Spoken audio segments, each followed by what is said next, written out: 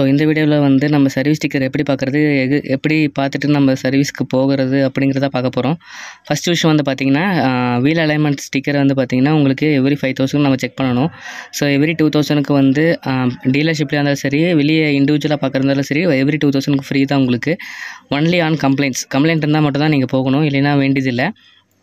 And ரெண்டாவது விஷயம் வந்து பார்த்திங்கன்னா, டயர் வியர் பொறுத்து தான் நம்மளுக்கு அலைன்மெண்ட் ரேட்டிங் இருக்குது. அதில் ஒரு பெரிய டாபிக் இன்னொரு டாப்பிக்கில் பார்ப்போம். அண்ட் இப்போ செகண்ட் விஷயம் வந்து பார்த்திங்கன்னா சர்வீஸ் ஸ்டிக்கர்.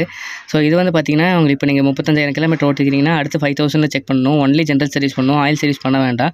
எவ்ரி 10,000க்கு நீங்கள் சர்வீஸ் பண்ணால் போதும், அப்படி இல்லைனா 1 இயர். அண்ட் அடுத்த சர்வீஸ் வந்து உங்களுக்கு எவ்ரி 10,000க்கு வரும். ஸோ இப்போ 35 பண்ணுறீங்கன்னா 45 வந்து உங்களுக்கு வெறும் ஆயில் சர்வீஸ் வரும். அதே 55 போயிட்டிங்கன்னா உங்களுக்கு 60,000, அதாவது கூலண்ட் ஆயில், பிரேக் ஆயில், இண்டிவிஜுவலாக எல்லாமே சேர்ந்து வரும். ஸோ இதுவே நீங்கள் இங்கே மென்ஷன் ஆகலைன்னா நீங்கள் நோட்டீஸ் பண்ணிக்கலாம் எந்த மாதிரி இருக்குங்கிறத பார்த்துட்டு. ஸோ அவங்களோட டீலர்ஷிப்பில் கூப்பிடுவாங்க உங்களுக்கு கால் பண்ணி. ஏதாவது டவுட்ஸ்னால் கமெண்ட்டில் மென்ஷன் பண்ணுங்கள். தேங்க்யூ.